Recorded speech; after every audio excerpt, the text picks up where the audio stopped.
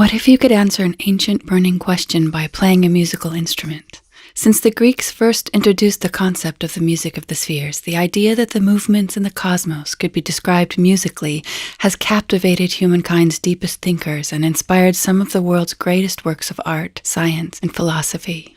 400 years ago, Johannes Kepler famously laid out his 3 laws of planetary motion. Most people who know about Kepler think of him as the father of modern astronomy, who proved once and for all that the planets revolve around the sun in elliptical orbits. What most people don't know is that Kepler made these scientific discoveries through music and a relentless pursuit of truth and a conviction that everything in the universe is governed by rules of harmony.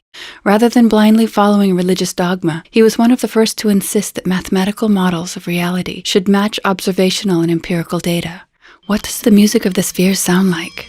And how does it feel to be immersed in it? As a multiplayer immersive game where everything that is seen and heard is generated by the beautiful harmonic motion of our solar system and beyond, Concordia is an entirely new kind of musical instrument that feels like a video game while teaching advanced astronomical concepts.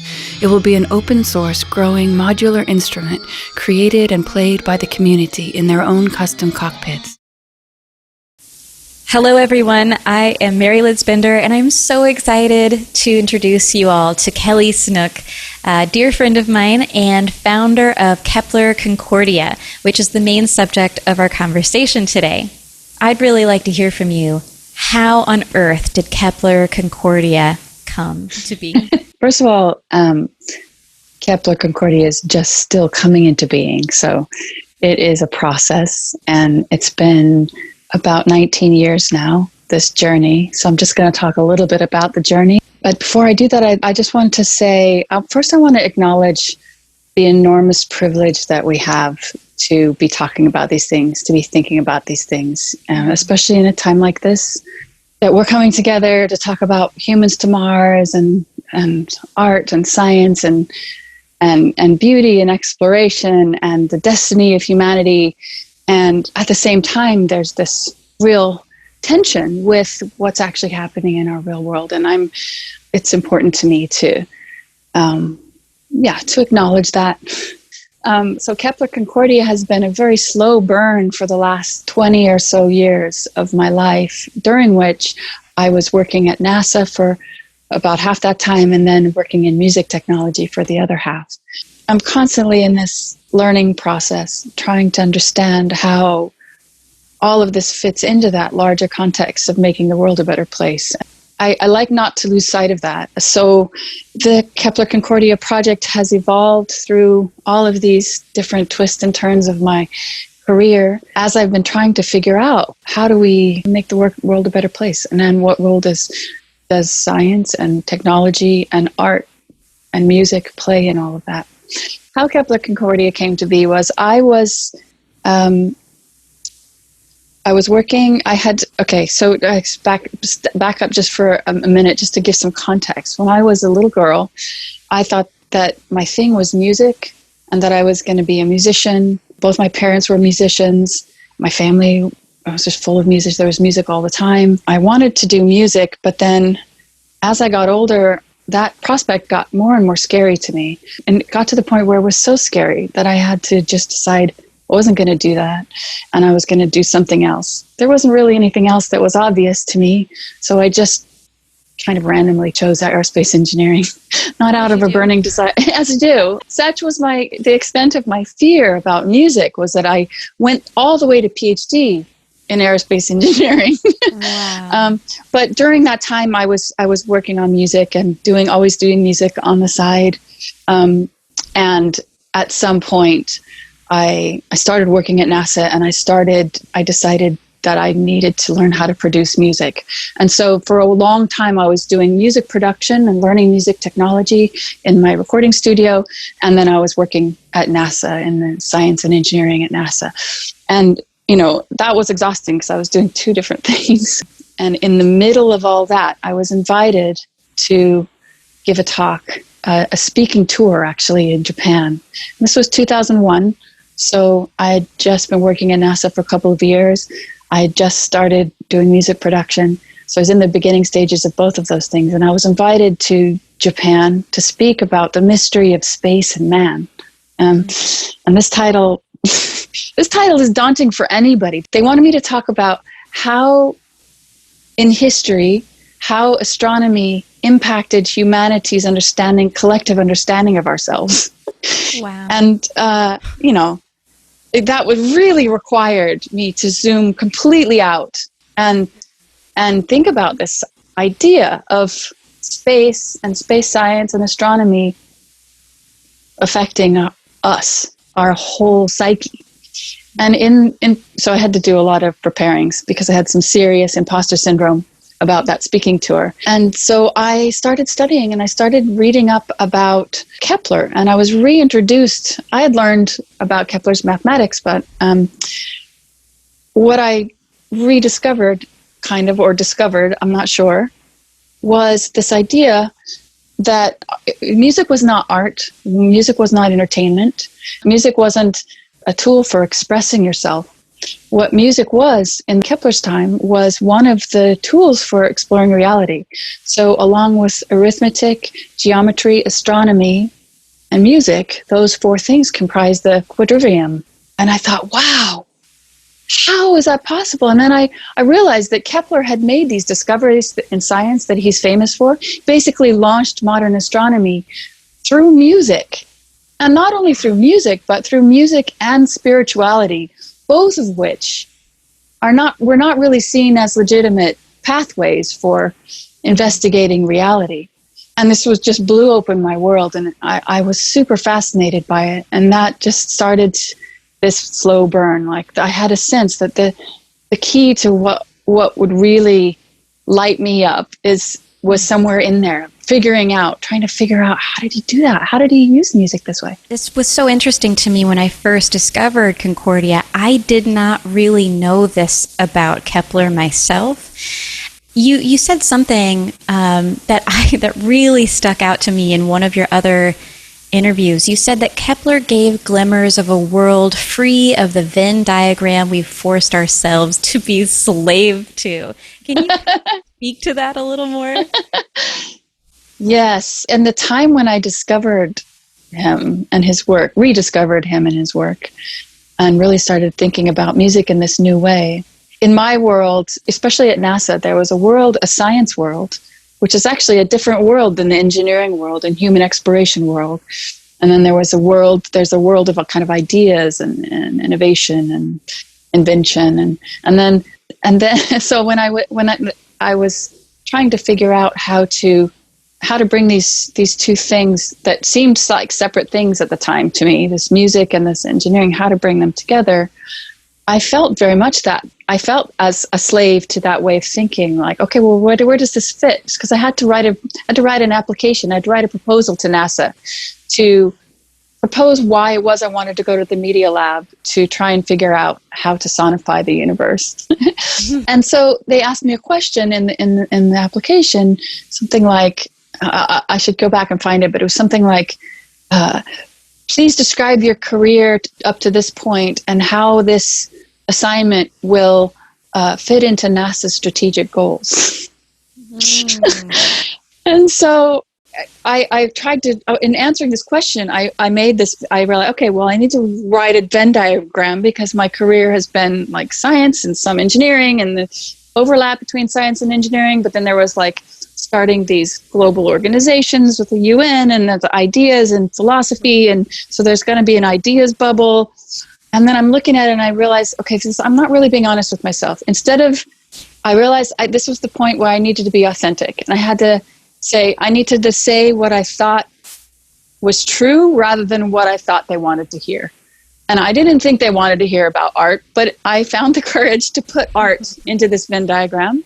And when I did that, I noticed literally everything that I'd done was, I could plot it in this Venn diagram, and I could find, and most of the things were in overlapping areas, but what I realized with the juicy bit was right in the middle, and I put the word goal. This was a breakthrough for me, just to think that it was possible to not worry about which box it fit in, but to use all of these different things together. And if I were to be really authentic in that Venn diagram, there would be the spiritual bubble as well. And that was what was so exciting to me about Kepler, was that that Venn diagram didn't exist in his time. The science didn't even exist. He invented it, and he invented it through music. So, it's really fascinating. Okay, at this point, you are so inspired by Kepler. You've discovered your life mission. It's coming to light, at least. It's glimmering. It's a little glimmer. I want to talk about the next step that came to you. And you have this analogy that you used of shaving a yak. Maybe that will help if you can kind of explain. The peer pressure was high at NASA not to think about things that were kind of already solved. So planetary dynamics is pretty much solved. Why would we want to create a sonified solar system? That just sounds, that doesn't sound like there's any science there. Like that just sounds like fun times. Since the peer pressure was so high, this was low, slow burn. This was like try every so often to read Kepler's book and fail and then put it back on the shelf. But like think about it every night when going to sleep, but just not actually doing anything about it for many years, for decades. And part of that was because, first of all, I didn't really know even how to think or talk about what it was that I wanted to do. I just wanted us to use music as science. But like that didn't exist. And the technology, in fact, didn't even exist at that point to do that. So conceiving of what it was at all took many, many years and just patience with the slow burn. So I wrote that proposal. I made that Venn diagram. NASA accepted the proposal and they sent me to the MIT Media Lab. And that was where I learned about this concept of yak shaving. So yak shaving is when you have a thing, we'll just call it the thing. It's a task that you want to do or something that is your goal. But in order to do that thing, you have to do this other thing. And the other thing may or may not be directly related, but it's in the critical path of that thing. But in order to do that thing, you have to do this other thing. In order to do that thing, you have to do this other thing. And sometimes there's a chain of things that you have to do that's so long that by the time you get to the end of it, you're shaving a yak. So yak shaving is really a term for really important things that kind of have nothing to do with the main thing, but you have to do them to get to the main thing. And when I encountered this idea, it suddenly made me relax because it made me feel like, okay, first of all, I don't know what the thing is, but I know that it's there. But what I need to do is just learn how to recognize the yaks when they come in and also learn how to recognize other hairy animals that aren't yaks that are just going to distract me. And so, there were a lot of those hairy animals, and I'm still working on distinguishing between the two. But as I started shaving yaks with the specific goal of figuring out what the thing was, then the thing started coming to life. But this was this was really important concept for me.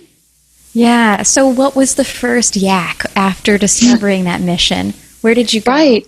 So I went to the Media Lab, and I was still a NASA employee, but I was at the Media Lab as an innovation ambassador to try and understand what made the place innovative. And then to bring that innovation back to NASA. That was my goal. So I basically had a chance to just spend time learning stuff and also doing some meta-analysis about what caused innovation to happen. And so the first thing I was really focusing on while I was there were the tools that would be required to do data sonification, because I knew that if I was going to want to use sound and music to represent data, I was going to need to learn something besides Fortran 77, because that was the only tool I had in my box at that point. So at the Media Lab, there was all sorts of cool stuff, new stuff going on. They're still using Fortran. They are, and I love it. But it doesn't quite do all the jobs that are going to be required to do this thing. So I spent quite a bit of time just learning new tools, learning new programming languages, and then I also just finding the communities of people that were doing these things. And the data sonification community was amazing. A lot of the yaks really were focused in that time at the Media Lab, where I encountered people that are doing really great data sonifications. Like my friend Joachim Gossman made a beautiful sonification and visualization that was interactive, the Mandelbrot set, that caused a transformation in the way that I understand fractals. And this really excited me because suddenly, and it wasn't music, but it was sound, and I could use my ears to understand math. Like whoa, that was so exciting. I was like, okay, I want to do this, but I want to do this with the whole universe.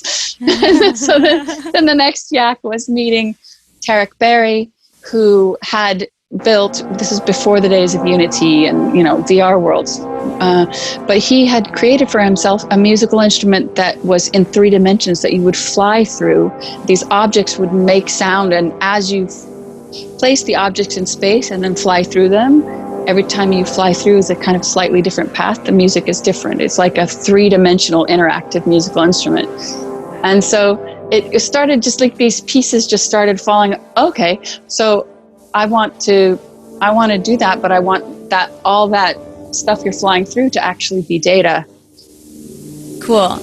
So here you are at the Media Lab. You're immersing yourself in this amazing community, getting inspired by the other tools of creation that they're using. And then somehow you end up working on these absolutely beautiful gloves that I've come to seriously know and love. Tell me about how you came to engineer the Mimu gloves. Yeah, so this is even still one of my biggest yaks, and my favorite yaks. Is super big and super hairy, and I love it.